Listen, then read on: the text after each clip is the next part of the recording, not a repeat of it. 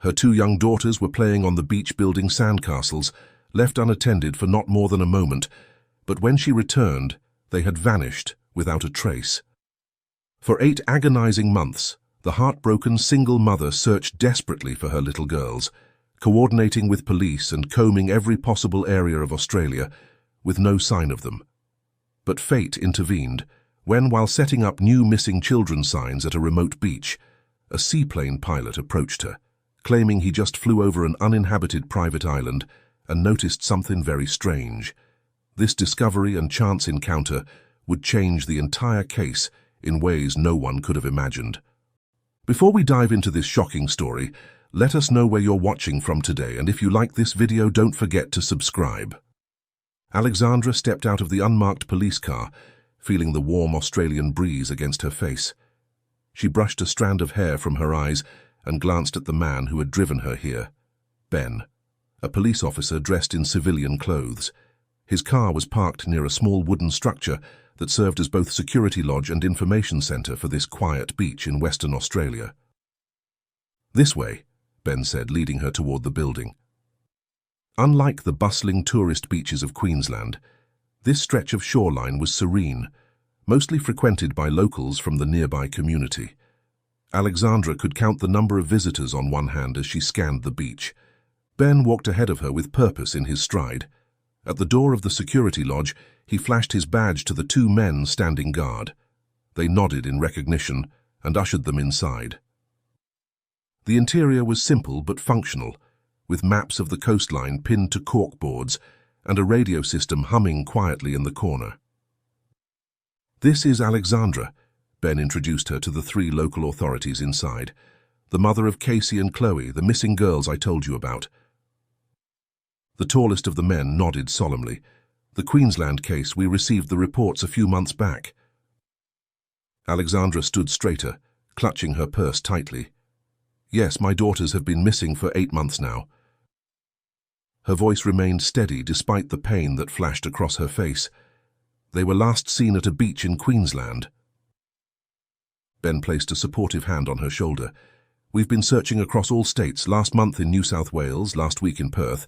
Now we're continuing north along Western Australia." One of the officers, an older man with weathered skin that spoke of years in the sun, stepped forward. "I'm Officer Davis. We've been briefed about your case. Terrible situation. We're planning to search this area thoroughly for the next few days," Ben explained, his professional demeanor never wavering. "Alexandra would like permission to post missing children signs around the beach and town." Officer Davis nodded immediately. "Of course, please do whatever you need. We'll help in any way possible." "Thank you," Alexandra said softly. "I'd like to get to the beach before it gets too hot, if that's all right." Ben nodded. "I'll stay here with the officers to coordinate our search efforts. We'll be in touch throughout the day." Alexandra thanked them and stepped outside into the morning light. She had only walked a few paces when she heard Ben calling her name. She turned to see him jogging to catch up. "Alexandra," he said, his voice gentler than it had been inside with the other officers. "Remember what we discussed earlier?" Alexandra's shoulders slumped slightly and she nodded, swallowing hard. "I know. 8 months is a long time." Ben's eyes reflected genuine sympathy. "If we don't find anything here in Western Australia by the end of the month, we'll need to consider other approaches." He couldn't finish the sentence, but the implication hung heavily between them. "You mean stop searching," Alexandra said, her voice barely above a whisper. "Because you think they're—" She couldn't bring herself to say the word. Ben shifted uncomfortably. "We've checked every state, followed every lead. No one has seen them." Alexandra straightened her spine. "I should get going then, make the most of the time we have." Ben walked to his car and unlocked the trunk. He pulled out several wooden stakes with laminated missing children posters attached to them and a stack of additional flyers. "Here, call me when you're done and I'll pick you up." Alexandra took the materials with a nod of thanks. As Ben returned to the security lodge, she turned toward the beach, the weight of the signs in her hands nothing compared to the weight in her heart. The wind whipped Alexandra's hair as she walked along the shoreline. wooden stakes clutched tightly in one hand and posters in the other. With each step, memories of that terrible day 8 months ago crashed over her like the waves to her right. It had been a solemn occasion. She and her daughters had scattered her husband David's ashes over the Queensland waters that morning. Cancer had taken him too young, leaving Alexandra a widow at 34, with 2 young daughters to raise alone. After the emotional ceremony, they'd stayed at the beach trying to find some semblance of peace in the gentle rhythm of the waves. Alexandra had gone to buy drinks at a beachside cafe, leaving Casey and Chloe building a sandcastle just 20 yards away. She had only turned her back for 5 minutes. 5 minutes that had stretched into 8 months of desperate searching. A tear rolled down her cheek, quickly dried by the salty breeze. She wiped at her face with the back of her hand, forcing herself to focus on the present. "I have to be strong," she whispered to herself. "They're out there somewhere." Alexandra refused to believe they had simply wandered off or drowned. Her girls were too smart, too cautious around water. Someone had taken them, someone who knew how to disappear without a trace. Finding a spot where the sand was still dry but visible to beachgoers, Alexandra began digging a small hole with her hands. She worked methodically, pushing the wooden stake deep into the sand until it stood firmly, the faces of her daughters smiling back at her from the laminated poster. Casey's gap-toothed smile, a result of losing her first tooth just weeks before her disappearance. Chloe's dimples that appeared whenever she laughed. 6 and 5 years old, so innocent, so vulnerable. Alexandra stared at their photographs, then at the vast ocean beyond, whispering a prayer to whatever forces might be listening. Ben's words echoed in her mind. The police theory was straightforward. If the girls were still alive after 8 months, someone would have seen them. If they had been kidnapped, there would be some trace of information.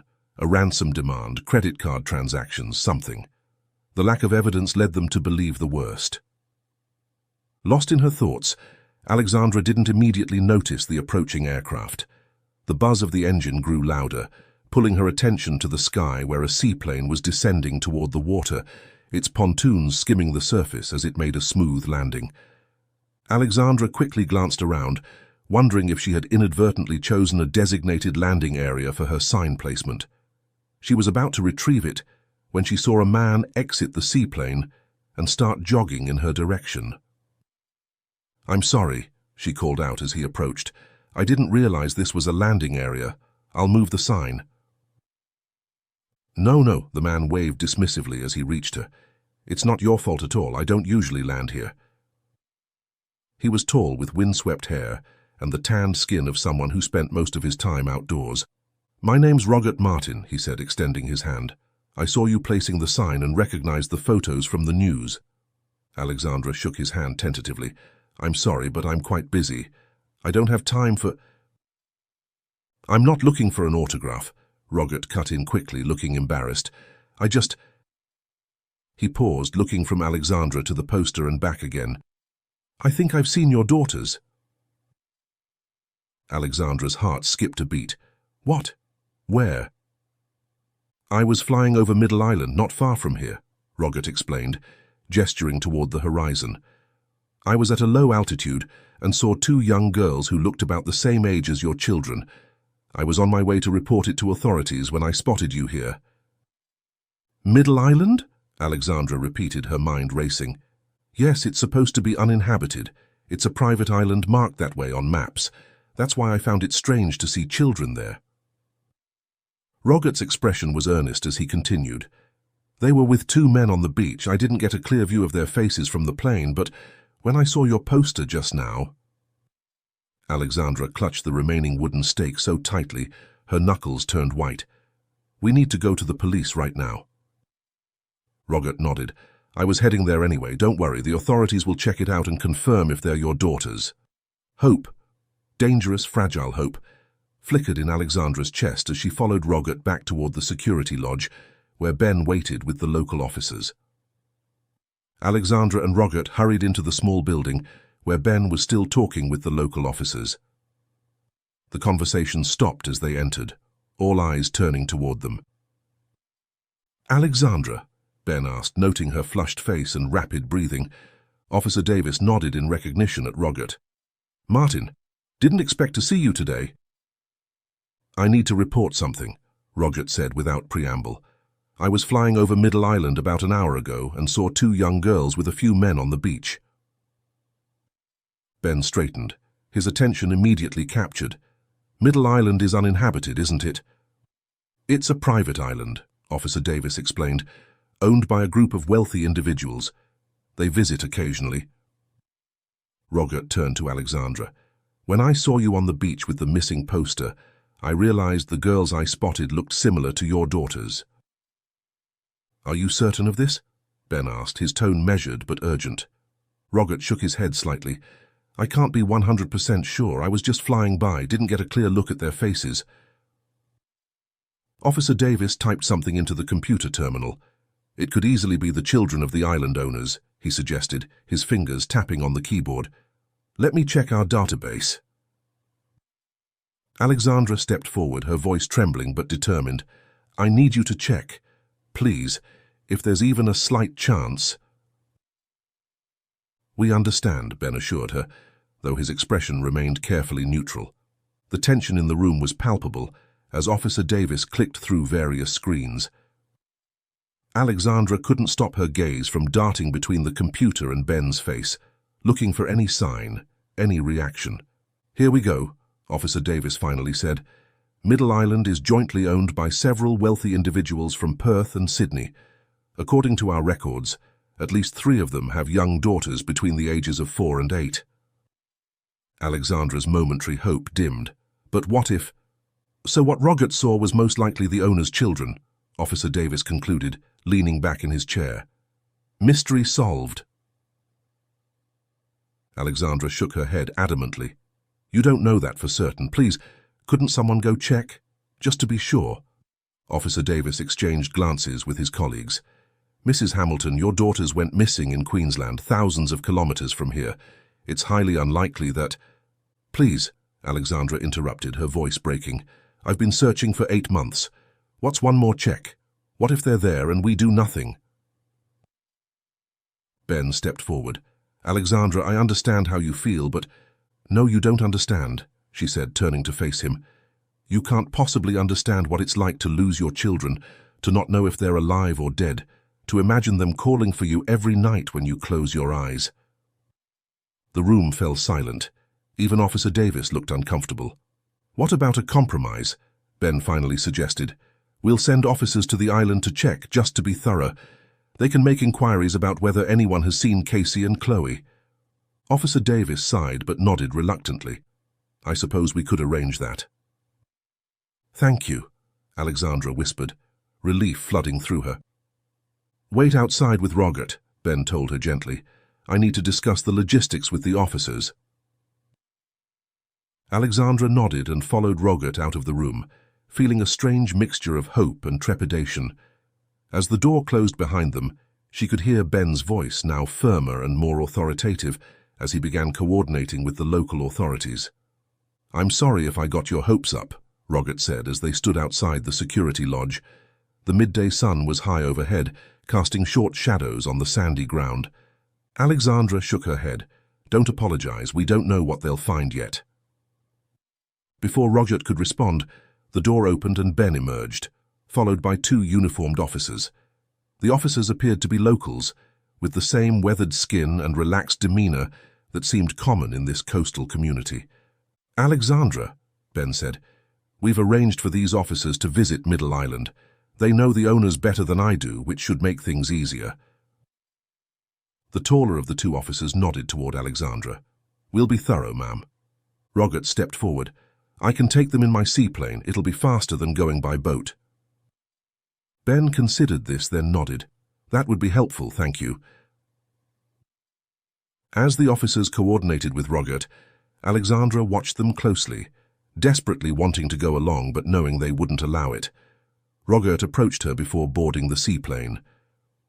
"Here's my number," he said, handing her a business card, "in case you need to reach me or if you hear anything new." Alexandra took the card and gave him her own number in return. "Thank you for everything, Roggett. Not many people would have stopped to help." Roggett nodded, a serious expression on his face. I hope it turns out well. I'll call you as soon as we learn anything. Alexandra and Ben stood side by side on the beach, watching as Roggett and the two officers boarded the seaplane. The engine roared to life, and the aircraft skimmed across the water before lifting into the air, becoming smaller and smaller until it disappeared from view. Now we wait, Ben said, turning to look at Alexandra. He frowned slightly. You look exhausted. When was the last time you slept properly? Alexandra couldn't remember. The days had blurred together during these months of searching. I'm fine, she insisted. No, you're not, Ben said gently. I've booked an apartment for you not far from here. You should rest while we wait for news. Alexandra started to protest, but realized how drained she truly felt. Maybe you're right, she conceded. Ben drove them to a small two-story apartment building about 15 minutes from the beach. The town was quaint, with a main street lined with small shops and cafes. Few people were out in the midday heat. At the front desk, Ben handled the check-in process while Alexandra waited, her mind constantly returning to the island and what the officers might find there. Would they recognize her daughters if they saw them? Would they look hard enough? The questions circled in her mind like hungry vultures. Room 204, Ben said, handing her a key. I'll come back when we hear from the officers. Try to get some rest in the meantime. Alexandra nodded, taking the key. Thank you, Ben, for everything. It's my job, he replied, though his expression suggested it was more than that. Call if you need anything. Inside the apartment, Alexandra set down her bags and looked around the small space. It was clean and comfortable, with a kitchenette, a small sitting area, and a bedroom through an open door. The pile of missing children posters sat on the table where she'd placed them, Casey and Chloe's smiling faces looking back at her. The walls seemed to close in as she stood there, the silence deafening. How could she rest when her daughters might be so close? The thought of sitting idle in this small room while others searched for her children was unbearable. Alexandra grabbed her purse and the stack of posters. Rest could wait. She had work to do, signs to post, people to talk to. Perhaps someone in this small community had seen something, knew something. She couldn't afford to miss a single opportunity, not when her daughters might be just across the water.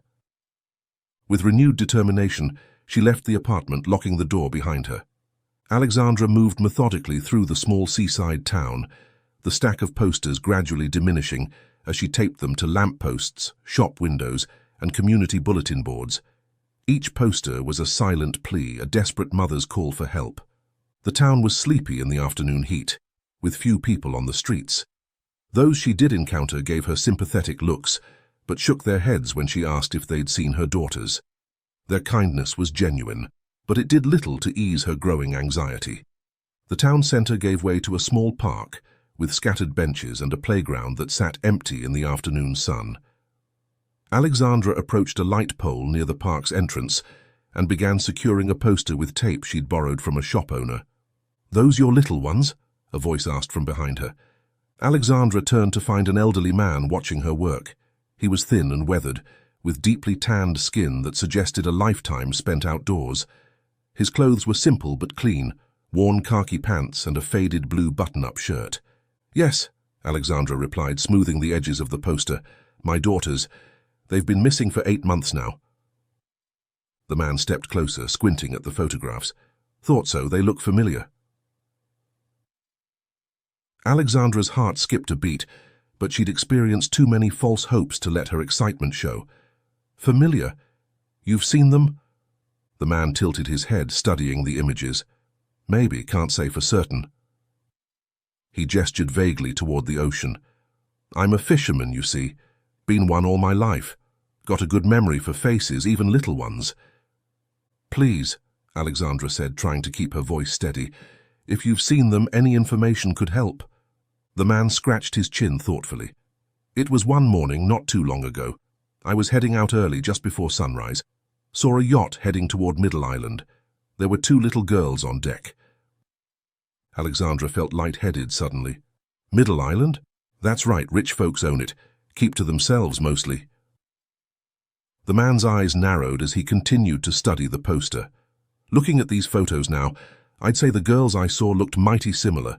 Can't be entirely sure, mind you. Kids that age, they can look alike from a distance. When exactly did you see them? Alexandra pressed, her voice urgent. Few months back, I reckon. Can't say precisely, but I know the sea and I've got strong memories. Alexandra reached for her phone. I need to tell the police about this. Would you be willing to speak with them? The old man took a step back, his demeanor suddenly wary. No phones, no police. Me and the authorities don't get along so well. Please, they're my daughters, Alexandra implored. The man shook his head firmly. I've said what I've seen, that's all I can do. He glanced around as if checking whether anyone was watching them. If you need to find me again, ask for Micah's lodge near the north end of the beach, that's where I stay. Before Alexandra could respond, he added in a low voice, Don't trust everyone around here, missus. Not everyone's what they seem. With that cryptic warning, he turned and walked away, his gait slow but purposeful. Alexandra sank onto a nearby bench, her mind racing. This was the second person who claimed to have seen girls resembling her daughters on Middle Island. Could it really be coincidence? She took out her phone to call Ben, but paused when it began to ring in her hand. Ben's name flashed on the screen. She answered immediately. Ben, did they find anything? The officers just returned from the island. Ben's voice was measured, professional. They spoke with the owners and confirmed the children. There are their daughters, not Casey and Chloe. I'm sorry, Alexandra. The hope that had been building inside her deflated. Are they sure? Did they check thoroughly? Yes, the officers spoke with everyone on the island. No one has seen your daughters, and the children there are definitely not them. We're back to square one. Alexandra closed her eyes, processing this information, alongside what the fisherman had just told her. Something didn't add up. I want to speak with those officers myself, she said firmly. Ben sighed. Alexandra, I understand your frustration, but it won't change anything. We need to focus on searching elsewhere. Tomorrow we move on to the next town. But the authorities confirmed it wasn't your daughters, Ben interrupted gently. I've coordinated with local officers to continue searching around town while we're here. That's the best use of our resources right now. Alexandra fell silent, thinking about the fisherman's warning. Don't trust everyone. Why would he say that? And why would two separate people claim to have seen girls resembling her daughters on an island where the officers found nothing suspicious? Alexandra, are you still there? Yes, she replied finally. You're right, we should search elsewhere. The conversation ended shortly after, but Alexandra remained on the bench staring at the poster of her daughters. Her instincts were screaming that something wasn't right. The fisherman had seemed genuinely certain about what he'd seen, and his warning lingered in her mind. She stood up with sudden resolve. Her daughters had already been missing for 8 months, because the right questions hadn't been asked, the right stones hadn't been turned. She wouldn't let it happen again, not when they might be so close. Alexandra spotted a vacant taxi near the park entrance and hurried toward it. The driver, a middle-aged man with a friendly smile, looked up as she approached. Can you take me to Micah's lodge? She asked, sliding into the back seat. It's somewhere along the north end of the beach. Micah's place? Sure thing, the driver replied, starting the engine. Old fisherman's hut. Been there forever. The taxi wound through the small streets, eventually turning onto a coastal road that followed the curve of the shoreline. After about 10 minutes, the paved road gave way to a dirt track, and Alexandra could see a scattering of weathered wooden structures ahead. That's the fisherman's area, the driver explained. Micah's is the third hut along.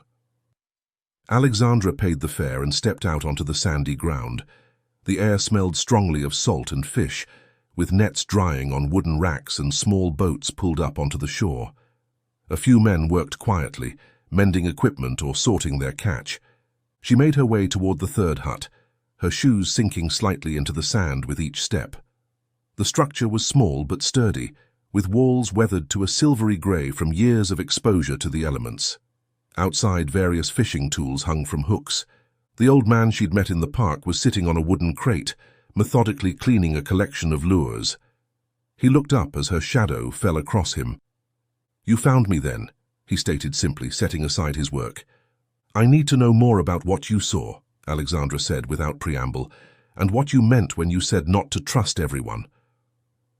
The man glanced around, checking if anyone was within earshot. "Name's Justin," he said finally. "Micah was my father." "Was?" Justin's weathered face hardened. "He's gone now. Police put him away for something he didn't do. Said he was fishing too close to Middle Island when some rich folks were visiting. Made up stories that landed him in jail." His voice dropped lower. "He died there, got beaten by other inmates." Alexandra's expression softened with sympathy. "I'm sorry about your father." Justin shrugged, though the pain in his eyes was evident. "Been years now, but it's why I don't trust the authorities around here, especially when it comes to that island and its owners." "What can you tell me about them?" Alexandra asked. "The people who own the island." "Wealthy types from the cities, been in their families for generations." Justin picked up a lure and turned it in his fingers. "Used to be just them visiting, bringing their friends, having parties. But in recent years I've noticed children coming and going." "Children? Like their own children?" Justin's eyes met hers. "That's what everyone says, their daughters, their sons, their friends' kids. But I've been watching that island most of my life and something changed. The children often look different from one another, and I never see the same ones twice." A chill ran down Alexandra's spine despite the warm afternoon. "Are you suggesting they're taking children? Kidnapping them?" Justin didn't answer directly. In this evil world, nothing would surprise me anymore. He set the lure down carefully. "When you came asking about your daughters and mentioned that pilot who saw similar-looking girls on the island, well, it got me thinking." "The police went to check," Alexandra said. "They claim the children there belong to the owners." Justin scoffed. "And you believe them? After two separate people told you they saw girls matching your daughter's description?" Alexandra hesitated. "I don't know what to believe anymore." "Come with me," Justin said suddenly, standing up. He walked around to the back of his hut where a pair of high-powered binoculars hung from a hook. He handed them to Alexandra and pointed toward the horizon. "Look there." Alexandra raised the binoculars to her eyes, adjusting them until the distant waters came into focus. After a moment of scanning, she spotted what Justin was pointing to: a luxury yacht moving across the water. "Zoom in more," Justin instructed. Alexandra adjusted the binoculars again, focusing tighter on the vessel. Her heart nearly stopped when she made out figures on the deck, several men in casual clothes, and there, standing near the railing, two small figures. "Those are—" her voice caught in her throat. Are those my daughters? That's Casey and Chloe." Her hands trembled as she continued to stare through the binoculars, drinking in the sight of her children after 8 long months of absence. "Seems like your daughters are coming back to the main island along with their captors," Justin said grimly. "Question is, what are you going to do about it?" Alexandra lowered the binoculars, her mind racing. "I need to call Ben and Roger." She paused, looking at Justin. "Thank you. I don't know how I can ever repay you." The old fisherman waved off her thanks. "No payment needed. Just make sure those men end up behind bars where they belong." His eyes hardened. "That'll be payment enough." The sky had begun to darken as Alexandra left Justin's lodge, the sunset painting the horizon in brilliant hues of orange and purple. There were no taxis in this remote area, and Alexandra found herself alone with the urgent need to act quickly. She reached for her phone, her first instinct to call Ben, but a moment of hesitation stopped her. What if the local authorities were somehow involved, as Justin had implied? Ben had coordinated with them. Could she be certain he wasn't part of whatever was happening? Alexandra scrolled through her contacts and found Rogert's number instead. He had seen her daughters on the island first, and he had no connection to the local police. She dialed his number, her heart pounding as she waited for him to answer. "Hello, Alexandra?" Rogert's voice came through after the third ring. Roget, I need your help, Alexandra said urgently. I just saw my daughters on a yacht heading toward the main island. I'm positive it's them. That's incredible timing, Roget replied, his voice equally urgent. I was about to call you. I'm at One Arm Point Airport and I can see a yacht approaching the mainland. There are 2 young girls on board who look remarkably similar to your daughters from the photos. Alexandra's breath caught. Where exactly are they heading, do you know? They seem to be making for the private marina north of town. I don't want to lose sight of them. If I leave now, I won't know where they go once they dock. Stay there, Alexandra decided quickly. Keep watching them. I'll call Ben and get him to meet you there with officers. Good plan. I'll keep the line open if anything changes. Alexandra ended the call and immediately dialed Ben's number. Despite her lingering doubts, she needed his help. He had the authority and resources she lacked. Alexandra, Ben answered promptly. Is everything okay? I've found my daughters, she said without preamble. They're on a yacht heading to the main island right now. Roget can see them from the airport, and I saw them through binoculars from the fisherman's lodge. Wait, slow down, Ben said. What fisherman? When did you see this? Alexandra quickly explained about meeting Justin and what he had told her, including his suspicions about the Middle Island owners and the local authorities. That's a serious accusation, Ben said, his tone careful. Where are you now? Alexandra gave him her location near Justin's lodge. Ben, I know how this sounds, but I'm certain it's them. 2 different people have seen girls matching their description, and now I've seen them with my own eyes. There was a brief silence on the line. Stay where you are. I'll pick you up in 10 minutes. Don't approach anyone else about this. Alexandra paced anxiously as she waited, keeping her phone ready in case Roget called with an update. True to his word, Ben's car appeared within minutes, kicking up dust as it came to a stop beside her. Get in, he said, leaning across to open the passenger door. Once inside, Alexandra turned to him immediately. We need to hurry. They could disappear again. Ben nodded, his expression serious as he put the car in drive. Tell me exactly what Justin told you. As they drove, Alexandra relayed the entire conversation, including Justin's warning about trusting the authorities and his claim that children often appeared on the island only to never be seen again. If what he's saying is true, Ben said carefully, and if the local authorities are somehow involved in covering for these people, then we need to be extremely careful. This is bigger than just finding your daughters. I don't care how big it is, Alexandra said fiercely. I just want Casey and Chloe back. Ben nodded. I understand, but we need to do this right. First, I need to know if you're absolutely certain the girls you saw were your daughters. This is dangerous territory we're entering. Alexandra met his gaze steadily. I saw them, Ben. A mother knows her children. Ben held her gaze for a long moment before nodding. All right, here's what we'll do. He tapped his earpiece. I'm going to call Roget back and get a current location. Then I'll coordinate with my team from Queensland, those who had come with us here, not the local officers. We'll approach this from 2 angles to make sure they can't escape. Alexandra watched as Ben made the call, putting it on speaker so she could hear. Roget, it's Ben. I'm with Alexandra. What's your current position? They're still on track, Roget reported without delay. They're making their way to the beach coast. They must be leaving the island after the officers questioned them earlier. Ben's expression darkened. Can you confirm your exact coordinates? As Roget relayed the information, Ben entered it into his car's GPS. I'm going to contact my team and the local authority. If the authorities are corrupt, they might tip off the men, causing them to change course and return to the island. Can you get to your seaplane? Heading there, Roget confirmed. If they try to return to Middle Island, I can intercept them from the air. Perfect. Stay on this line with Alexandra. I need to make another call. Ben handed the phone to Alexandra and pulled out a second device, quickly dialing a number. Alexandra held the phone tightly. Roget, can you still see my daughters? Yes, they're still on deck. They appear to be... Wait, they're being taken below now.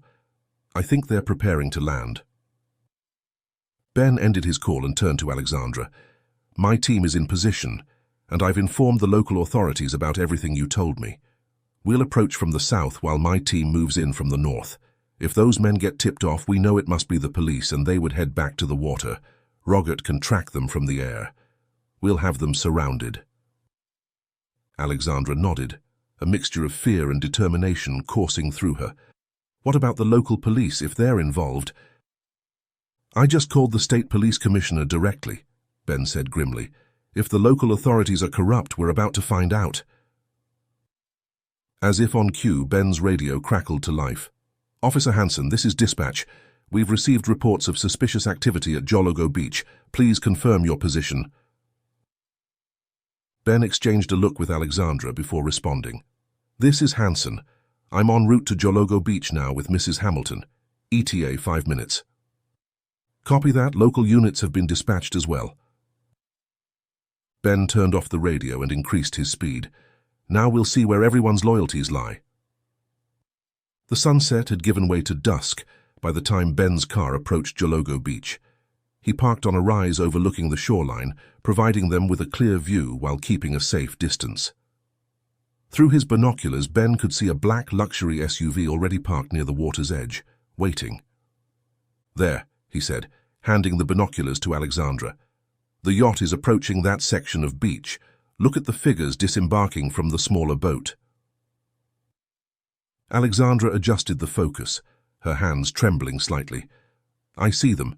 2 men, one heavy-set, one tall and thin. She moved the binoculars slightly. And the girls, they're carrying them. Ben took the binoculars back, focusing intently. The girls appear to be unconscious. They're completely limp. Drugged, Alexandra whispered, her voice catching. They've drugged my babies. Ben lowered the binoculars, his expression grim. If those really are your daughters, this confirms they've been kidnapped. No parent would drug their own children like that. We have to go down there now, Alexandra insisted, reaching for the door handle. Ben placed a restraining hand on her arm. Wait, we need to see how this plays out first. Look, the local police are arriving. Through the binoculars, they watched as 2 uniformed officers emerged from the security lodge they had visited earlier that day. The officers approached the men, who appeared agitated at first. There's an argument happening, Ben narrated as he continued to watch. The fat one is gesturing angrily at the officers. Alexandra could barely breathe as she waited. What's happening now? The men they're handing something to the officers. Ben quickly took out his phone and began recording through the binoculars. Envelopes, probably money. They're bribing them, Alexandra asked incredulously. Looks that way, and the officers are taking it. Ben's voice was tight with controlled anger. They're not even trying to hide it. They watched as the men carried the unconscious girls back to the yacht, the local officers standing guard, ensuring no one interfered. They're getting away, Alexandra said desperately. We have to stop them. Not yet, Ben replied, still recording. Roggett should be in position by now, and my team is closing in. We need to catch everyone involved. He touched his earpiece. Roggett, what's your status? In the air, came the immediate response. I can see the yacht. It's leaving the shore now. My team is in position near your landing area, Ben confirmed. Wait for my signal, then intercept.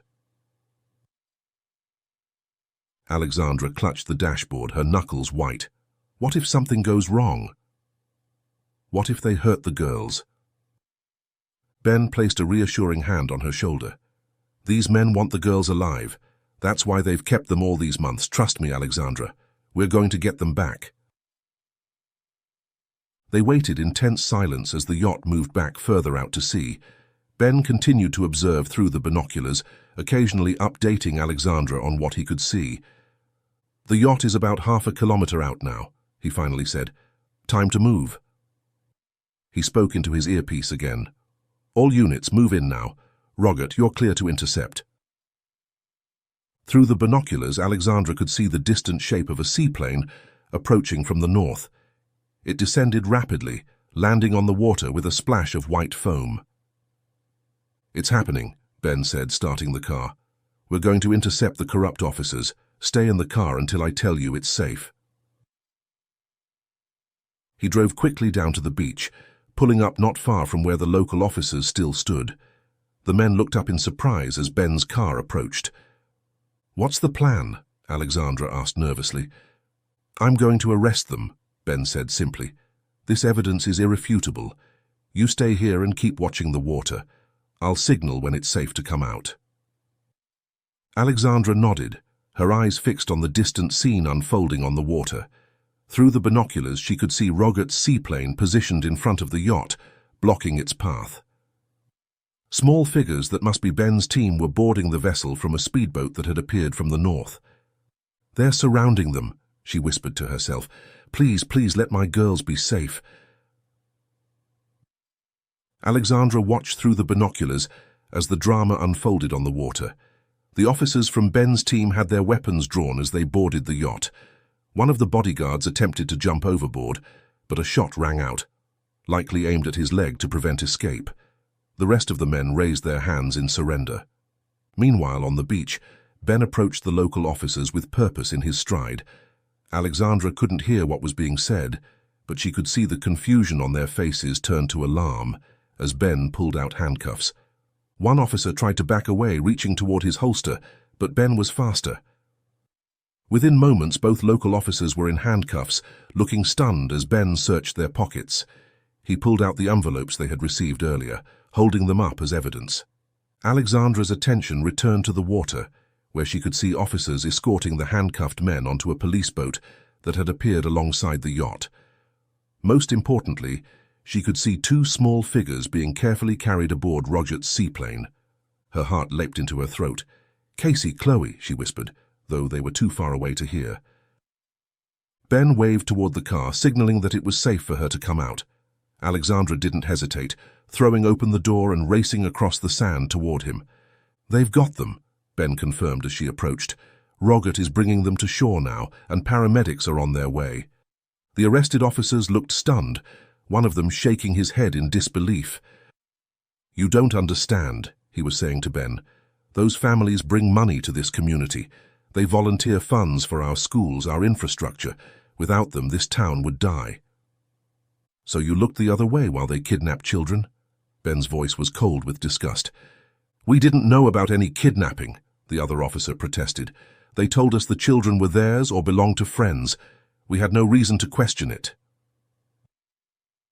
"Save it for the interrogation," Ben replied, handing them over to two officers from his team who had arrived in another vehicle.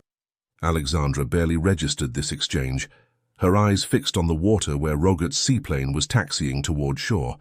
The police boat carrying the arrested men was also approaching, the suspects surrounded by armed officers.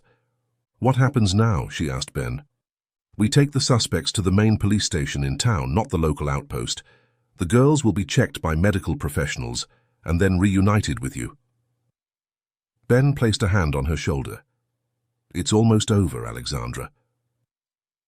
The yacht's passengers were brought ashore first. Alexandra recognized the heavy-set man and his taller companion from what she'd seen through the binoculars. They were flanked by several bodyguards, all in handcuffs, none making eye contact as they were escorted to waiting police vehicles. Then came the moment Alexandra had been waiting for 8 agonizing months. Rogert's seaplane completed its approach to the shore, and as the door opened, she could see him emerge, followed by 2 officers carrying small still forms.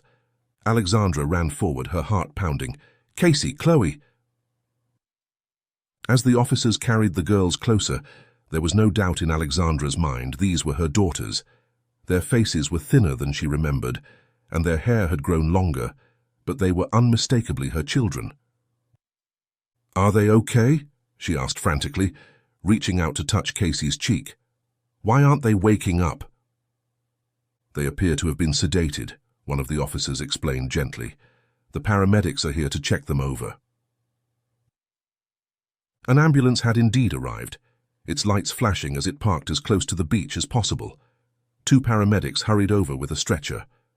"We need to take them to the hospital," the lead paramedic said after a quick assessment. "Their vital signs are stable, but we need to monitor them as the sedation wears off." Alexandra nodded, not taking her eyes off her daughters as they were carefully placed on stretchers and loaded into the ambulance. "I'm going with them," she said, already moving toward the vehicle. Ben caught her arm gently. "Alexandra, I need you at the station first. Your statement is crucial to building a case against these men." He looked into her eyes. "I promise your daughters are in good hands. The sedation will take hours to wear off completely. You can give your statement and still be there when they wake up." Alexandra hesitated, torn between staying with her daughters and ensuring their kidnappers faced justice. "These men have done this before," Ben added quietly, "and they'll do it again if we don't stop them. Your testimony could save other children." Alexandra looked at her daughters one last time as the paramedics prepared to close the ambulance doors. "Take care of them," she told the paramedics. "I'll be there as soon as I can." The lead paramedic nodded. "They'll be safe, I give you my word." As the ambulance drove away, Alexandra turned to Ben with renewed determination. "Let's go. I want these men to pay for what they've done."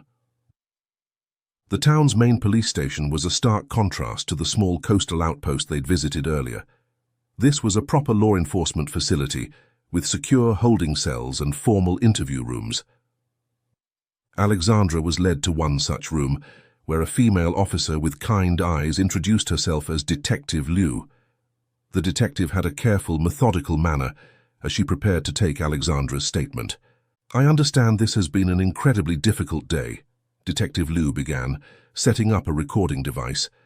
"But I need you to walk me through everything as clearly as you can, starting with when you first met Roger Martin." Alexandra nodded, gathering her thoughts. She recounted her encounter with Roger on the beach that morning, then her conversation with the local authorities, followed by meeting Justin the fisherman and seeing her daughters through his binoculars. As she spoke, Detective Liu took notes, occasionally asking clarifying questions, but mostly allowing Alexandra to tell her story uninterrupted. When she finished, the detective paused the recording. "Thank you, Alexandra. That's incredibly helpful." Detective Liu's professional demeanor softened slightly. "I want you to know that we've been interviewing the suspects separately, and we're already building a substantial case." "What have you learned?" Alexandra asked, leaning forward anxiously.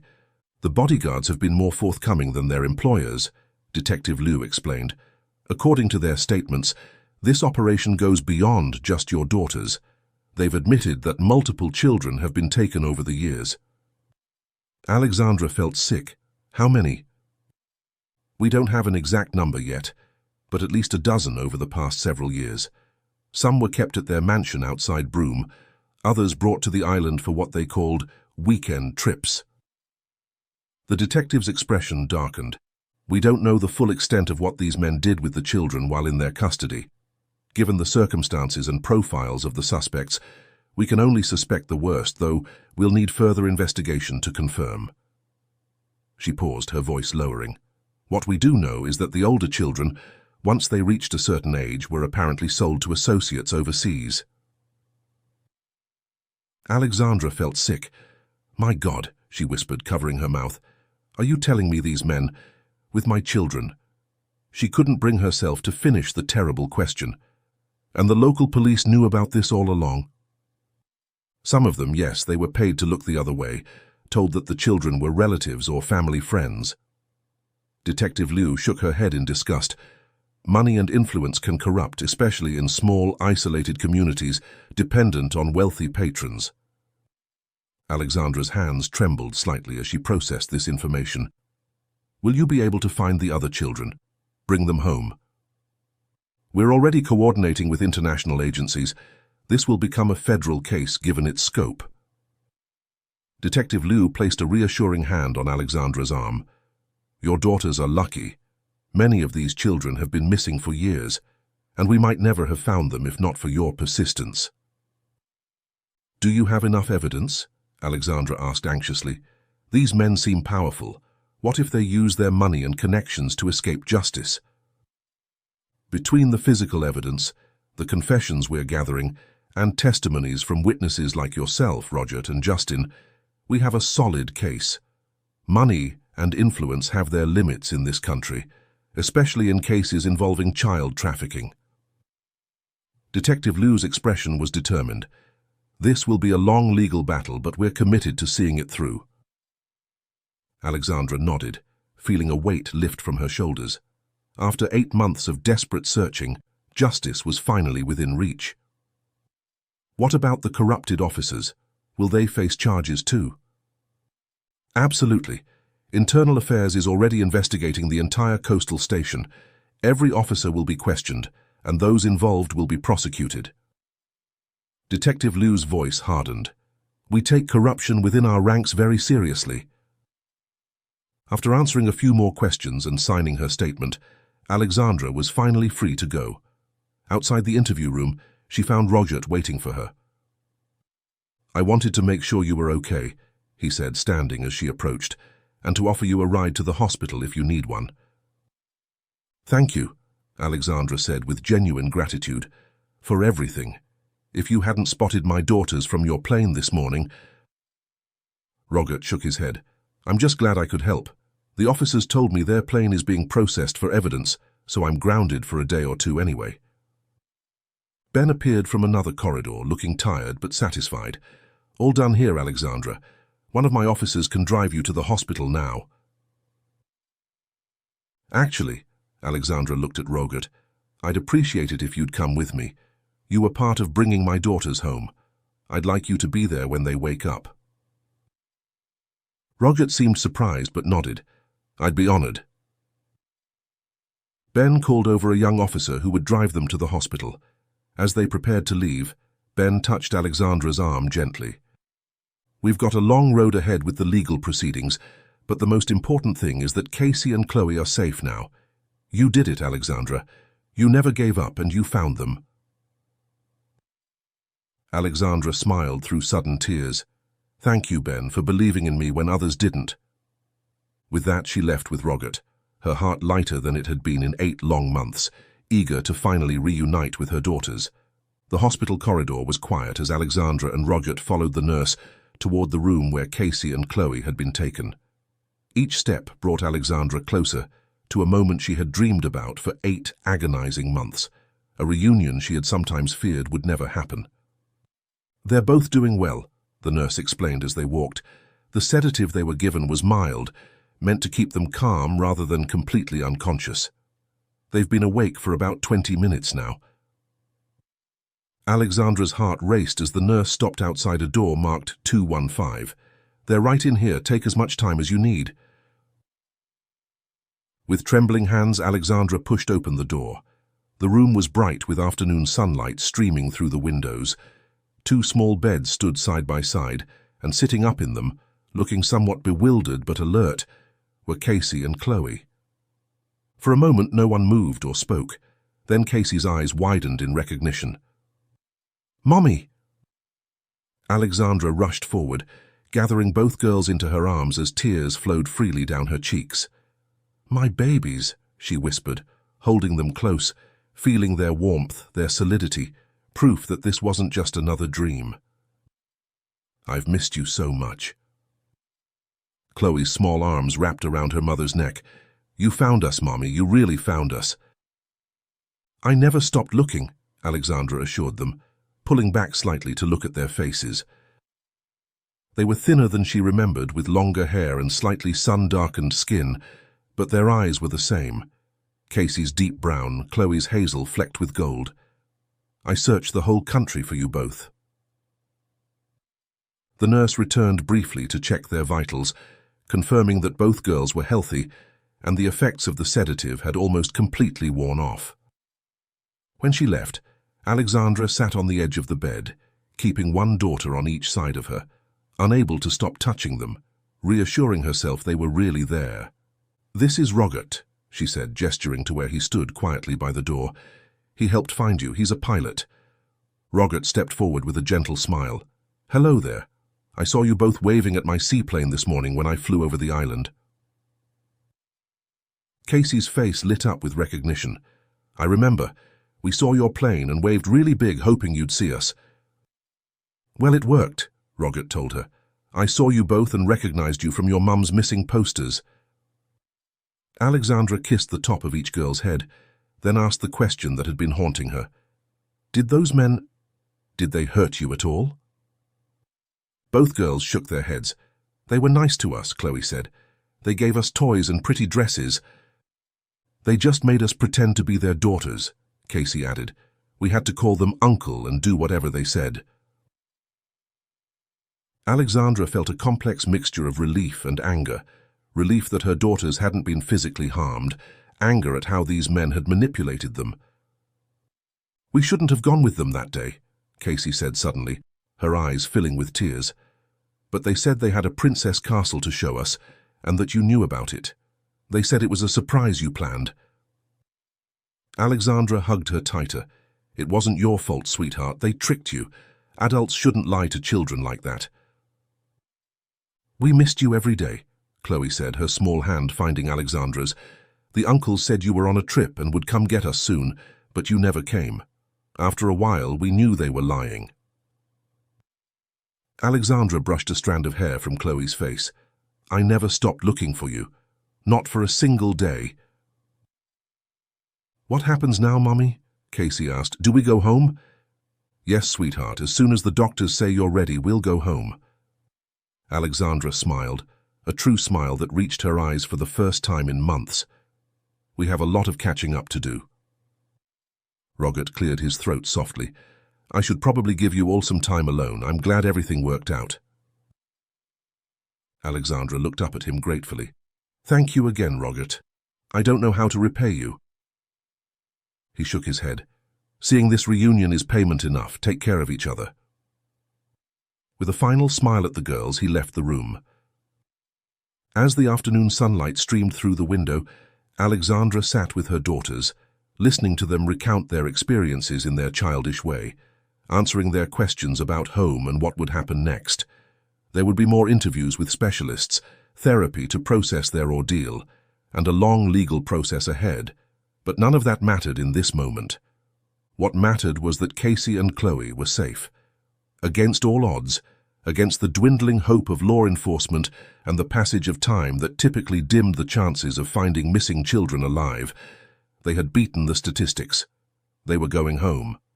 I love you both so much, Alexandra told them, her voice full of emotion, and I promise we're going to be okay. As Casey and Chloe nestled against her, their small bodies warm and alive and miraculous, Alexandra reflected on the journey that had brought them here. It had taken unwavering determination, the kindness of strangers and perhaps a touch of fate. A pilot flying low over an island at just the right moment, a fisherman with a good memory and a telescope, a police officer willing to follow his instincts rather than protocol. Sometimes, she realized, love was enough to overcome even the most impossible odds. Sometimes, refusing to give up was the only thing that made the difference between loss and reunion. And sometimes, even in the darkest moments, hope was justified after all.